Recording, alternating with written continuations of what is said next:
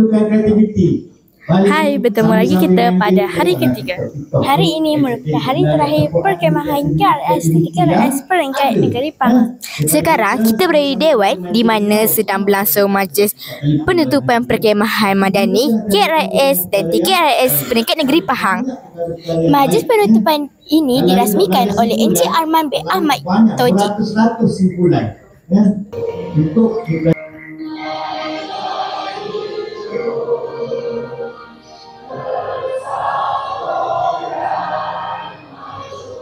Bukan seluruh tenaga dan usaha kami.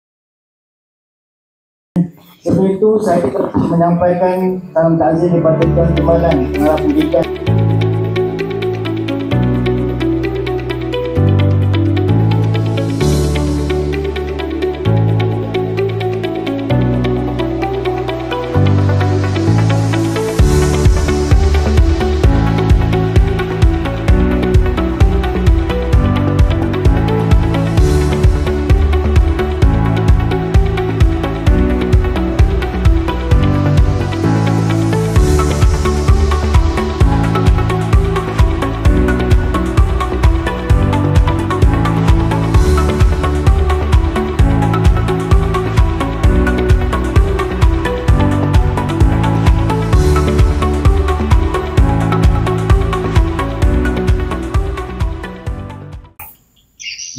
Bersama saya, Encik Arman bin Muhammad Toji, Ketua Penolong Pengarah Pembangunan Bakat Murid, Sektor Pembangunan Murid Jambatan Pendidikan Negeri Pahang.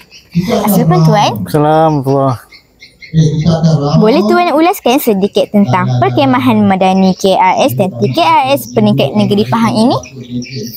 Baiklah, pertamanya bagi pihak Jabatan Pendidikan Negeri Pahang, saya mengucapkan tahniahlah kepada PPD Jerantuk atas pengelolaan perkemahan madani KRS TKRS peringkat negeri Pahang pada tahun ini. Jadi pertama kalinya pada tahun ini perkemahan KRS TKRS yang kita laksanakan saban tahun diberi nafas baru, ya, diberi nama baru iaitu perkemahan madani KRS dan TKRS negeri Pahang. Jadi untuk Jabatan Pendidikan Pahang, kita sangat teruja dan sentiasa menyahut apa juga